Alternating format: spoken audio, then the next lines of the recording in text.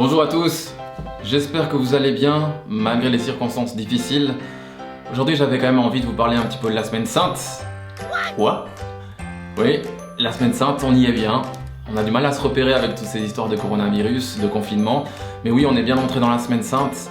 Et je me suis dit, c'était peut-être bien de faire un petit récapitulatif avec vous de tous les jours qui composent la semaine sainte. Et on va commencer par le jeudi saint. Le jeudi saint, c'est le jour où Jésus a pris le dernier repas avec ses disciples. Il prit le pain, le rompit, le donna à ses disciples. Il prit la coupe, la donna à ses disciples. Ceci est mon corps, ceci est mon sang. Ça vous parle? Vous l'avez déjà entendu? Oui, bien sûr. À la messe de Noël, par exemple. Mais à toutes les messes, parce qu'à toutes les messes, on le célèbre. Pourquoi on le célèbre? Parce que Jésus a dit « Vous ferez cela en mémoire de moi ». Donc c'est ce qu'on fait. On fait cela en mémoire de lui. On le répète à chaque semaine. Mais le jour décisif où il l'a fait, c'était le jeudi saint. Donc c'est là qu'on célèbre l'origine, en quelque sorte, de l'Eucharistie. Ensuite, il y a le vendredi saint. Alors le vendredi saint, tout s'assombrit, car c'est le jour où Jésus a vécu sa passion. Donc il a été condamné, et puis il a été cloué sur une croix.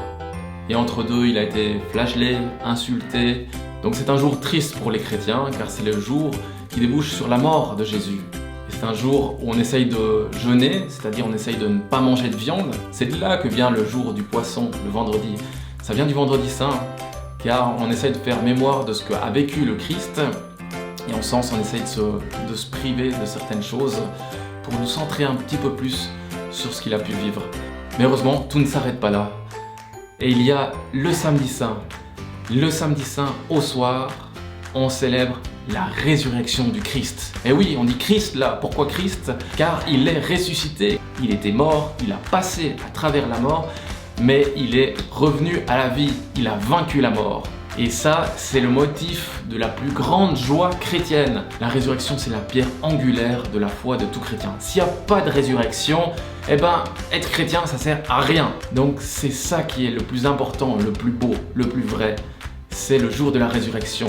Alors la messe, elle est du coup super belle et très très longue en général le samedi saint, car on fait mémoire aussi de la Pâque juive.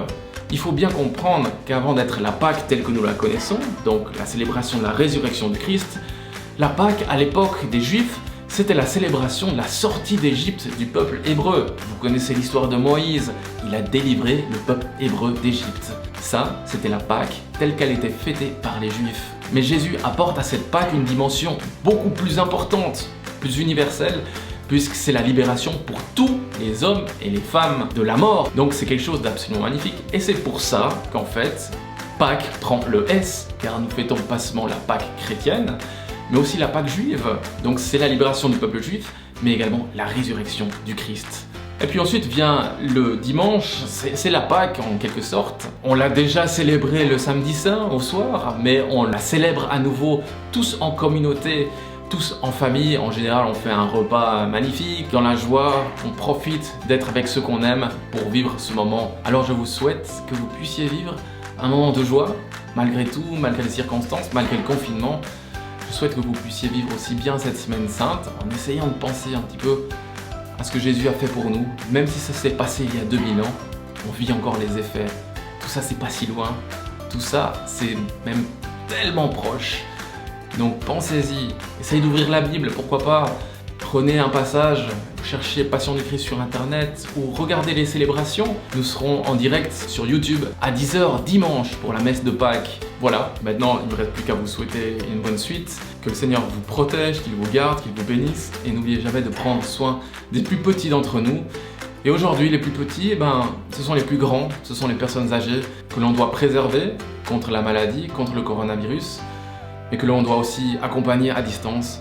Je vous invite, chers jeunes, à téléphoner à ces personnes, à prendre de leurs nouvelles, car il y en a beaucoup qui sont tout seuls, et même dans nos familles, je suis sûr qu'il y en a pas mal qui souffrent de cette solitude dans ces moments de confinement.